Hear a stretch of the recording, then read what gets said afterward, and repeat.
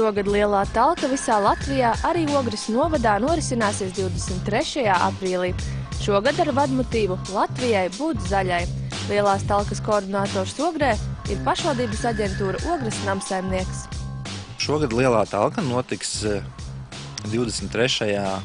aprīlī no 9 rītā līdz 3 pēcpusdienā visā Latvijā vienlaicīgi.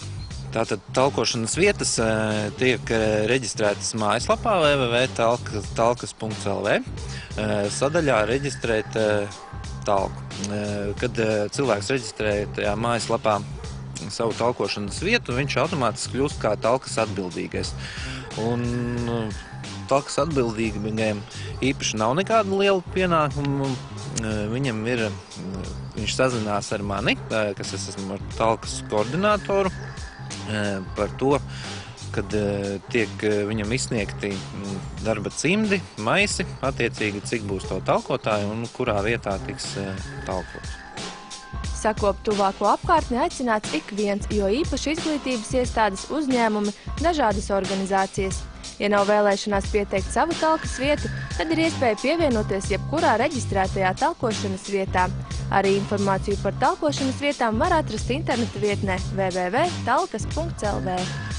Protams, tās vietas būs mums pārsvarā tuvā apkārtnē, ap pilsētu, meži, upes malas, vietas, kur mums ikdienā nestrādā sētnieki un kur ir piegružoti un tā.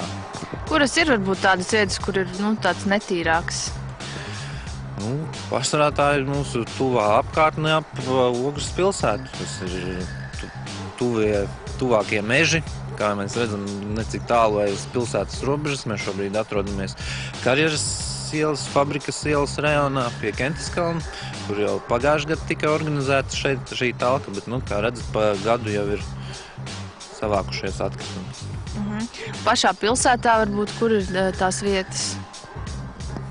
Pašā pilsētā mēs organizēsim talku gar dzelzceļa malām, kur tomēr tā arī ir mūsu pilsētas vizītkarte, kad cilvēki brauc cauri un redz, ka gar dzelzceļa malu ir gar Ogres upi, uz Ogres salas.